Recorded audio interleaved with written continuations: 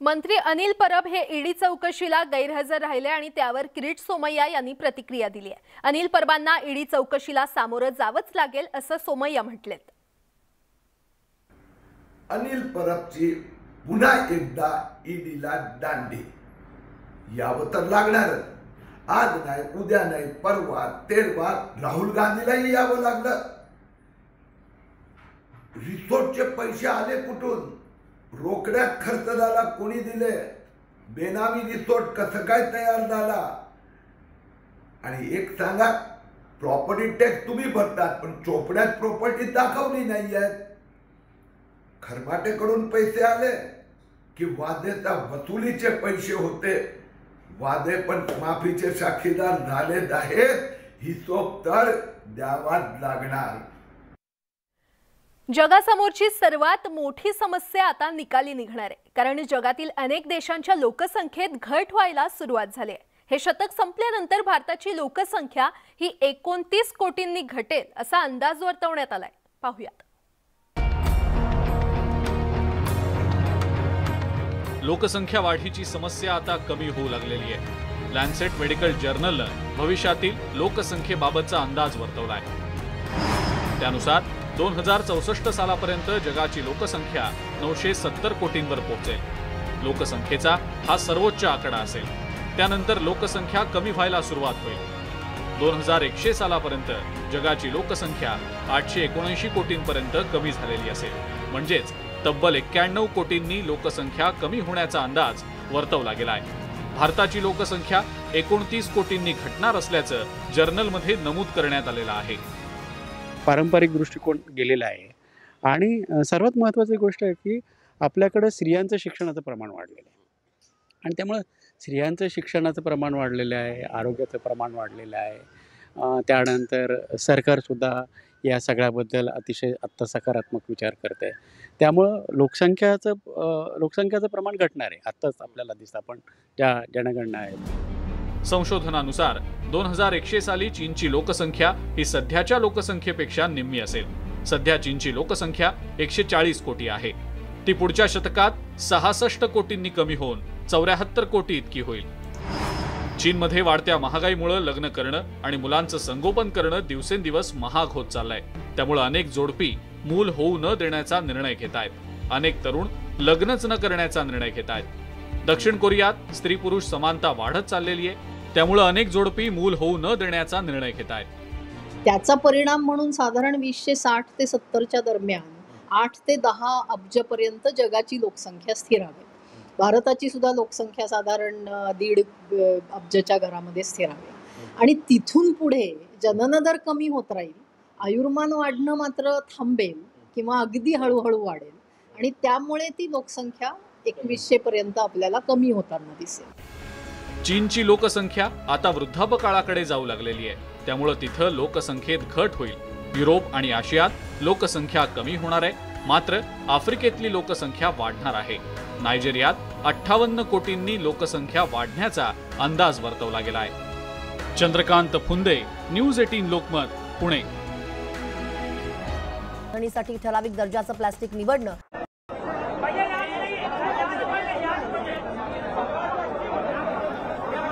आदित्य ठाकरे हे अयोध्येमध्ये दाखल झालेले आहेत आणि अगदी थोड्याच वेळात ते पत्रकार परिषद घेणार आहेत। त्यांचा अयोध्या दौरा खरं तर आजपासून सुरू झालेला आहे। याआधी त्यांनी इस्कॉन मंदिरात दर्शन घेतल्यानंतर तिथे महाप्रसादाचा आस्वाद देखील घेतला आणि त्यानंतर आता त्यांची नियोजित पत्रकार परिषद सुरू होणार आहे। यावेळी एकनाथ शिंदे आपल्याला त्यांच्या बाजूला उपस्थित असल्याचं पाहायला मिळतंय। थोड्याच वेळात शिवसेना नेते आदित्य ठाकरे यांची पत्रकार परिषद सुरू होणार आहे। सध्या ते अयोध्येमध्ये आहेत।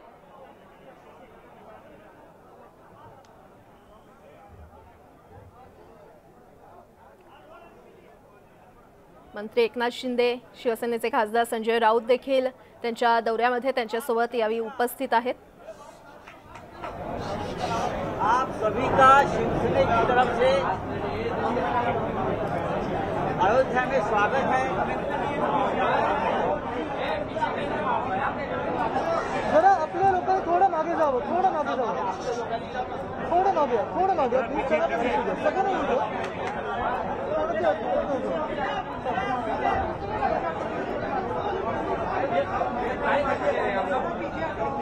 सावकाश सावकाश, सगळ्यांना बाईक मिळणार आहे.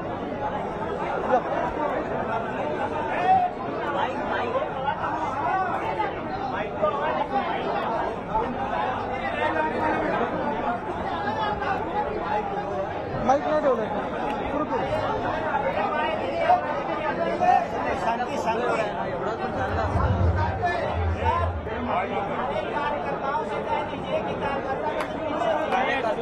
हटा रहा हूँ.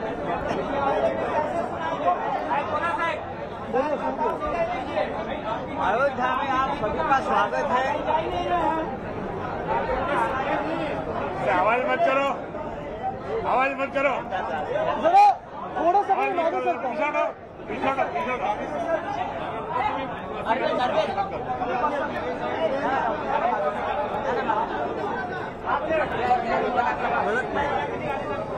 जरा थोडं सगळ्यांनी प्लीज समजून घ्या. या सुरू करा, शांत होईल.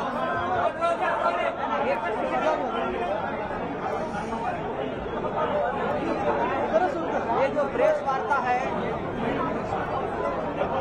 वो प्रेस वार्ता का स्वरूप देखकर पता चला होगा. अरे आप सभी शांत रहेंगे. मेरी आप सभी से प्रार्थना है, थोड़ी सी शांति. धन्यवाद धन्यवाद. आता येतो आवाज तुमच्यापर्यंत. देखिए, आज सुबह आदित्य ठाकरे जी का अयोध्या में आगमन हुआ है. सबसे पहले इस्कॉन मंदिर में जाकर दर्शन किया. और अभी आपके सामने, आता होतो मेरी बात. अभी आपके साथ जो डायलॉग होगा आदित्य जी का, मुझे लगता है कि आपके सभी प्रश्नों के उत्तर आदित्य ठाकरे जी देंगे. जिस संख्या में आप सब लोग यहाँ आए हैं, तो आपको मालूम होगा कि आदित्य जी के इस अयोध्या टूर के बारे में पूरे देश में कितनी उत्सुकता है. और इसीलिए आज मैं देख रहा हूँ पूरा अयोध्या आदित्य जी के स्वागत के लिए तैयार है. यहाँ के सभी अखाड़े, सभी मंदिर के संत महंत, सभी ने आदित्य जी का स्वागत करने का मन बना लिया है. और आज लगभग 2 साल के बाद आदित्य ठाकरे जी पूरे शिवसेना के साथ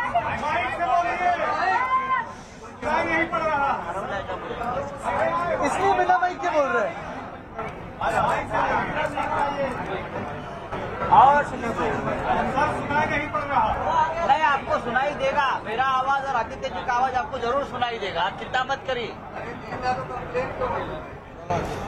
तो मैं आपसे रिक्वेस्ट करूंगा कि आप इस प्रेस वार्ता में आदित्य जी के साथ सीधा संवाद करिए.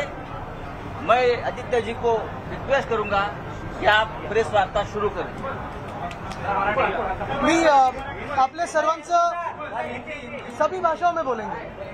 आपल्या सर्वांचं इथे स्वागत करत आहे. पुन्हा एकदा आपण बघितलं असेल की मला वाटतं ह्या 3-4 वर्षाच्या काळामध्ये आपण शिवसेना परिवार सोबत अयोध्येत चौथ्यांदा येत आहे.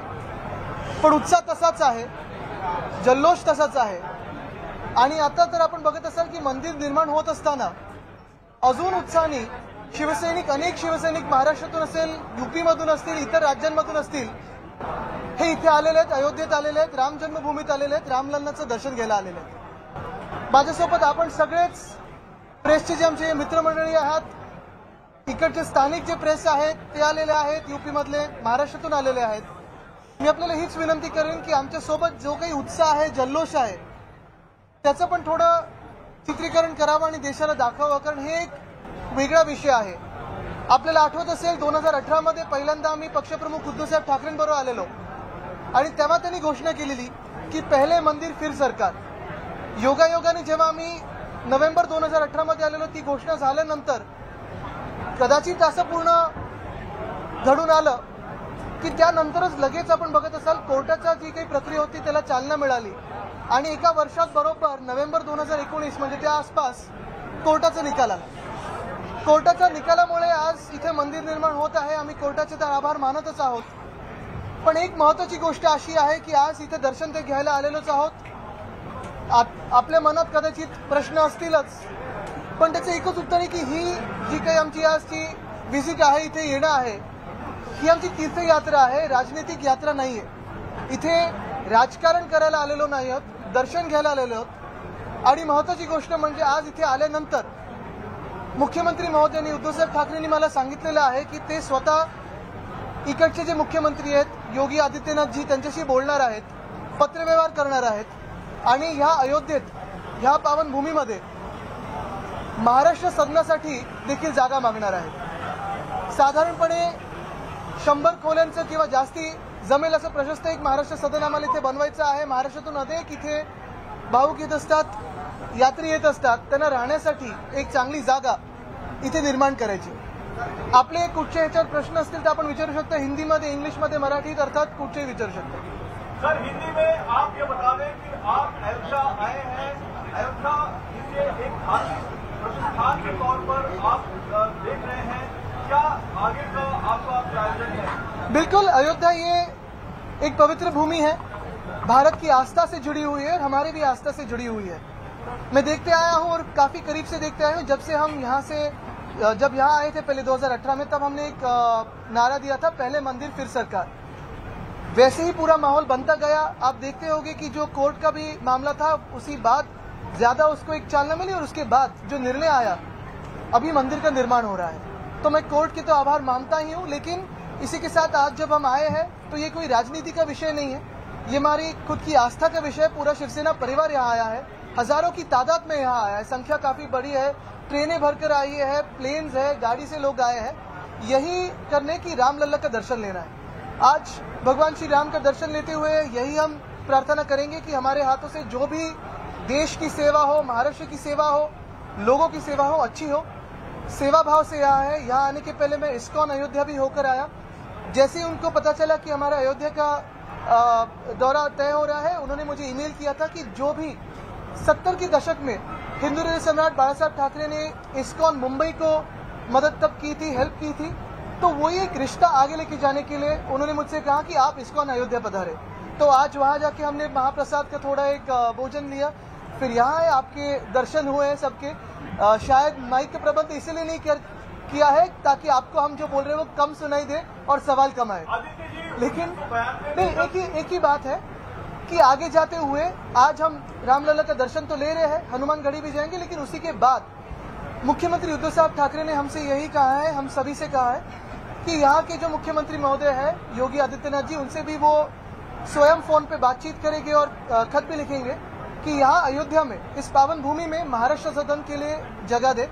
महाराष्ट्र से काफी सारे यात्री आते हैं, यहाँ तीर्थ यात्रा करने आते हैं, तो मुझे लगता है कि रहने के लिए कोई प्रबंध हो, इसलिए वो हम महाराष्ट्र सदन बनाना चाहते हैं. सर, आप एक युवा और मॉडर्न फेस देखे जाते हैं शिवसेना के, क्या ये माना जाए कि शिवसेना अपने पुराने अवतार हिंदुत्व पॉलिटिक्स की तरफ बढ़ रही है? मुझे लगता है कि ये अवतार या पॉलिटिक्स यहाँ बोलना उचित नहीं रहेगा.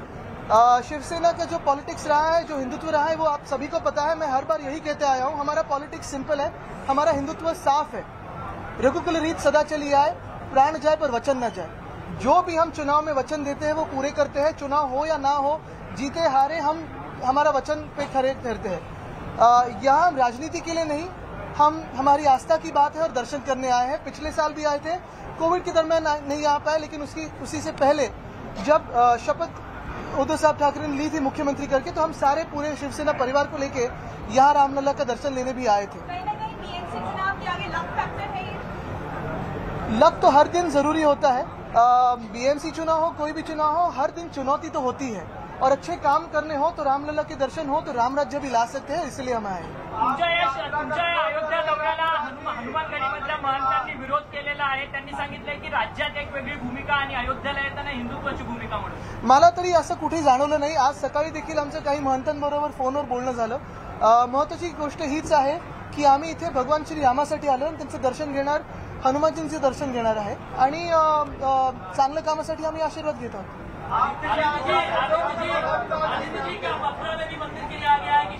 मुझे लगता है आज अयोध्या में है, अयोध्या की बात करें, मंदिर निर्माण की बात करें, सबसे अहम चीज यही है कि कोर्ट के निर्णय के बाद ये मंदिर का निर्माण हो रहा है. हमने तब भी, एक मिनट मुझे पूरा बात तो होने दीजिए, हमने तब भी मांग की थी कि पूरी बात तो होने दीजिए, तब भी मांग की थी कि एक स्पेशल लॉ बनाया जाए और मंदिर निर्माण हो. वो ऐसे नहीं हुआ पार्लियामेंट में, लेकिन कोर्ट के निर्णय के बाद अभी मंदिर निर्माण हो रहा है. मुझे लगता है हमें इसमें काफी आनंद है और इसी को आगे लेके जाएंगे. अलग अलग विषय आज जैसे मैंने कहा कि आज राजनीति पे नहीं, अयोध्या पे बात करेंगे. आदित्यजी, भाई सिंग गेल्या काही दिवसांपासून चर्चेत आहेत. मनसे अध्यक्ष राज ठाकरे यांना उत्तर भारतीयांच्या मुद्द्यावर विरोध केला होता, परंतु आदित्य ठाकरेंना अशा कुठल्याही प्रकारचा विरोध किंवा त्यांचं स्वागत त्यांनी केलेलं आहे. तर या घटनेकडे कसं बघायचं? मी इतर कोणाची त्यांची कशी भूमिका असेल त्याच्यावर बघणार नाही, पण नक्कीच त्यांनी आमचं स्वागत केलं. मगाशी आमचं फोनवर पण बोलणं झालं. एक महत्वाची गोष्ट हीच आहे की देश म्हणून बघितलं, समाज म्हणून बघितलं तर खास करून कोविडच्या काळात उत्तर प्रदेशची लोक असतील, बिहारची लोक असतील, तेलंगणाची असतील, इतर अन्य राज्यांची लोक, आपण महाराष्ट्रात त्यांना नीट जसं इतर देशाच्या नागरिकांना किंवा आपल्या स्वतःच्या नागरिकांना प्राधान्य दिलं तसं सर्वांना दिलं. इथे कोण कोणाचं स्वागत करते, विरोध करते ह्याच्यापेक्षा मला वाटतं मंदिर निर्माण चांगलं व्हावं आणि त्याच्यासाठी महाराष्ट्र सदन इथे अजून एक व्हावं ह्याची आमची इच्छा आहे. स्थानिक प्रशासन असेल, स्थानिक इथे प्लॅनिंग अथॉरिटी, त्यांच्यासोबत बोलू. जे कोणी स्वागत करतात त्यांना सोबत घेऊन आम्ही पुढे या देशाच्या निर्माणासाठी असेल, समाजसेवेसाठी असेल, आम्ही पुढे घेऊन जाऊ. मैं हमारे बारे में बात कर सकता हूँ, अन्य पक्षों के बारे में नहीं.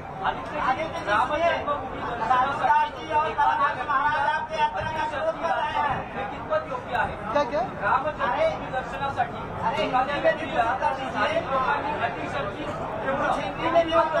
आम्हाला कोणी काही अटी शब्द ठेवला नाहीये. हिंदी में ही बात कर रहे हैं. मुझे लगता है कि यहाँ की जनता काफी स्वागत कर रही है. अगर आप देखें तो काफी सारे महंत है, काफी सारी साधु संत है और यहाँ की जनता जो है वो भी हमारा स्वागत कर रही है. हम तो यहाँ भक्त करके आए हैं, राजनीति लेके नहीं आए हैं. ये कोई राजनीतिक मामला नहीं है, ना ही चुनाव का कोई मामला है.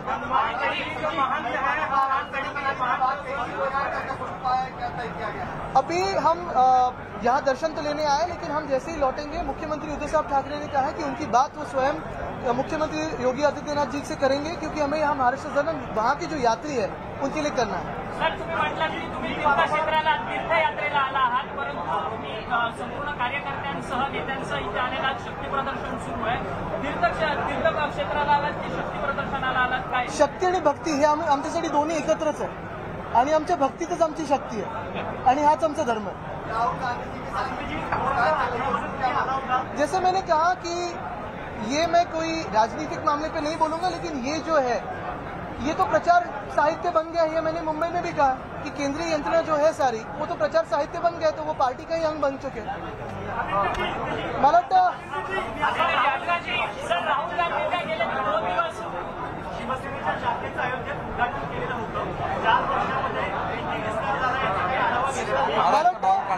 मला वाटतं इथे शाखा तर आहेच, पण महत्वाची गोष्ट म्हणजे इथे प्रत्येक हृदयात शिवसेना आहे. हिंदू सम्राट बाळासाहेब ठाकरेंची त्यावेळीची भूमिका असेल किंवा आता मध्यंतरीच्या काळात जेव्हा 2018 मध्ये उद्धव साहेबांची भूमिका पक्षप्रमुख पण असेल की मंदिर पहिलं झालं पाहिजे, तर प्रत्येक ज्याला या मंदिराबद्दल आस्था आहे, ही भूमी पवित्र वाटते, त्यांना त्यांच्या हृदयात शिवसेना आहे. आता त्याच्यात मतं मागण्यासाठी कुठेही आम्ही ती भूमिका घेतली नव्हती. शाखा ही आमची समाजसेवेचे पण एक मोठं साधन आहे. तर त्याच्यात मतांमध्ये किती होतं, समाजसेवेत किती होतं ह्यापेक्षा मोजण्यापेक्षा शाखेचं किती काम वाढत आहे. आणि महत्वाची गोष्ट म्हणजे इथे लोकांमध्ये जेवढं प्रेम आस्था आहे, मी काही चॅनल्सवर पण बघत होतो, आपणच इंटरव्ह्यू घेतलेले आणि त्यांनी पण सांगितलं की कोविड काळात महाराष्ट्रात चांगले काम झालं, यूपीच्या लोकांना जे तिथे होते स्थानिकांना खूप मदत झाली शिवसेनेकडून. तर ही समाजसेवेची भावना घेऊन आम्ही इथे आलेलो आहोत. देशात ज्यांचं पण सरकार असेल, इतर अनेक राज्यांमध्ये असेल, तिथे रामराज्य स्थापित व्हावं ही आमची भूमिका आहे.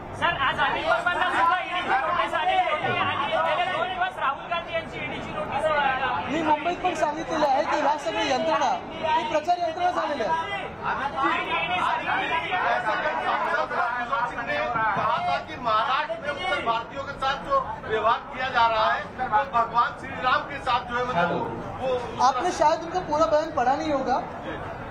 हमारे बारे में ऐसे कुछ नहीं कहा है, उनसे तो हमारी उन्होंने कहा था कि महाराष्ट्र में उत्तर भारतीयों के साथ जो दुर्व्यवहार किया जा रहा है, जो उनके साथ जो बदसलूकी की जा रही है, उस अपमान को बर्दाश्त नहीं किया जाएगा, क्योंकि उत्तर भारतीय जो है जो वो बाद में है, पहले वो भगवान श्री राम के वंशज है। बिल्कुल, और हम भी सभी है, और इसलिए हमने भी अभी उनसे बात करी है, अच्छी बात हुई है और उन्होंने स्वागत तो किया है, लेकिन हमारा नाता यहाँ से, यहाँ के लोगों से है और यहाँ के भगवान श्री राम से है, वो हमारे सबके दिलों में है। भगवान श्री राम हो, सीता मैया हो, भरत जी हो, हनुमान जी हो, सभी हमारे दिलों में है। और इसलिए उस समय भी हिंदुस्तान सम्राट बाला साहब ठाकरे की जो भूमिका थी, या 2018 में पक्ष प्रमुख उद्धव साहब ठाकरे की भूमिका हो, या शपथ ग्रहण के बाद मुख्यमंत्री बनने के बाद पहले अगर कहीं आए हो तो मुख्यमंत्री साहब यहाँ आए और दर्शन दें। तो हमें राम राज्य स्थापित करना है, हमारे हाथों से अच्छी सेवा हो, लोगों की सेवा हो, इसीलिए हम यहाँ आते हैं। ये कोई चुनावी मामला नहीं है, ना कोई राजनीतिक विषय है, हमारे लिए आस्था का विषय। जैसे ही भारत की आस्था से ये पवित्र भूमि जुड़ी हुई है, वैसे ही हमारे दिलों में। धन्यवाद।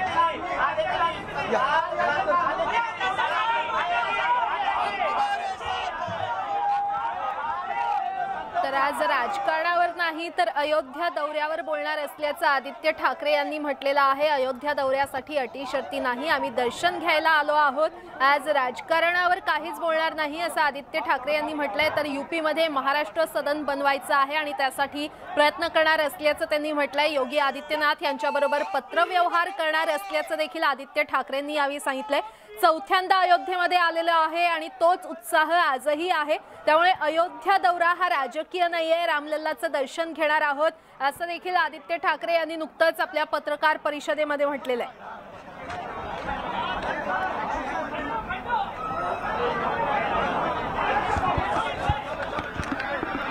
आदित्य ठाकरेंचा हा अयोध्या दौरा आपण पाहतोय। मुंबई पालिकेत रामलल्लाच्या आशीर्वादानं रामराज्य येईल आणि आज राजकारणावर बोलणार नाही तर अयोध्येवर बोलणार। अयोध्येमध्ये महाराष्ट्र सदनासाठी मुख्यमंत्री उद्धव ठाकरे हे प्रयत्न करतायत। आदित्यनाथ यांच्याशी ते पत्रव्यवहार करणार आणि भाविकांसाठी अयोध्येमध्ये महाराष्ट्र सदन बनवणार असल्याचं आदित्य ठाकरे यांनी माहिती दिली आहे। राम मंदिर निर्माणामुळे शिवसैनिकांमध्ये उत्साह असल्याचं देखील त्यांनी म्हटलेलं आहे आणि निवडणुकीमध्ये जे आम्ही वचन देतो ते पूर्ण करतो, प्राण जाए पर वचन ना जाए असं आदित्य ठाकरे यांनी नुकतंच म्हटलेलं आहे। अयोध्या दौरा हा राजकीय नाहीये, त्यामुळे राजकारणावर न बोलता आज अयोध्या दौऱ्यावर बोलणार आहोत आणि रामलल्लाचं दर्शन घेणार आहोत असं आदित्य ठाकरे यांनी म्हटलेलं आहे। तर राम मंदिर बनतंय त्यामुळे मी कोर्टाचे आभार मानतो, कोर्टाच्या निर्णयामुळे राम मंदिर बनतंय असं देखील आदित्य ठाकरे यांनी म्हटलेलं आहे। आजचा हा अयोध्या दौरा राजकीय नाहीये, राम मंदिर बनतंय त्यामुळे कोर्टाचे आभार मानत असल्याचं देखील आदित्य ठाकरे यांनी म्हटलेलं आहे। आज रामलल्लांचं दर्शन घेणार आहेत आणि निवडणुकीमध्ये जे वचन आम्ही देतो, शिवसेना जे वचन देतं ते पूर्ण करते असं आदित्य ठाकरे यांनी म्हटलेलं आहे। मी फक्त माझ्या पक्षाबद्दल बोलणार आणि राज ठाकरेंच्या प्रश्नावर मुख्यतः आदित्य ठाकरे यांनी बोलणं टाळलेलं आहे।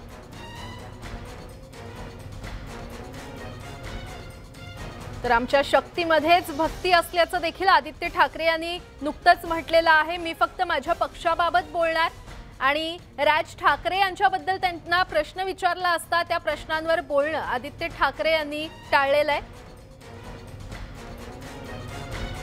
शिवसेना नेते आदित्य ठाकरे यांचा अयोध्या दौरा आपण पाहतोय। नुकतीच त्यांनी पत्रकार परिषद घेतलेली आहे आणि आज राजकारणावर बोलणार नाही तर अयोध्या दौऱ्यावर बोलणार असल्याचं आदित्य ठाकरे यांनी म्हटलंय।